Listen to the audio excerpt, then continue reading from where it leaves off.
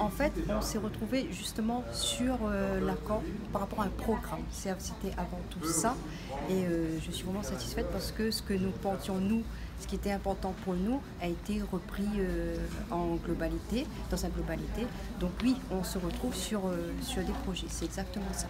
Lesquels concrètement sur quoi est-ce que vous vous retrouvez qui a fait que vous avez rejoint cette liste? Alors, bien sûr, on avait travaillé sur beaucoup de choses, on peut travailler sur énormément de choses, et ce qui nous tenait le plus à cœur, c'était le traitement de la grande pauvreté.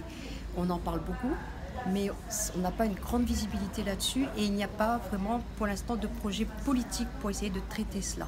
On sait comment construire une route, on voit à quoi ça ressemble, on sait ce qu'il faut faire, mais concernant ce problème-là, qui est un problème important à La Réunion, hein. On va pas, je peux redonner les chiffres, hein, 40% de Réunionnais qui vivent en dessous du seuil de pauvreté, le taux de chômage qui fait partie de l'un des plus importants à La Réunion, et des personnes qui sont exclues.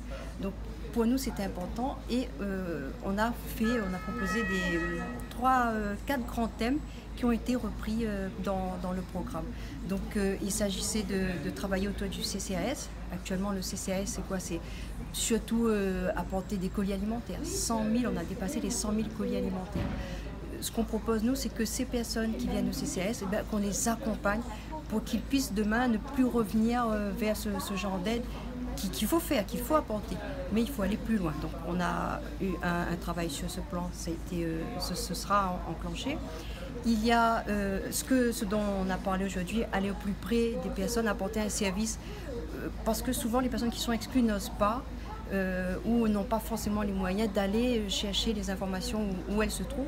Et c'est peut-être à nous d'aller vers eux, de leur apporter ce service pour qu'ils puissent s'en sortir plus facilement, apporter de la facilité aux personnes.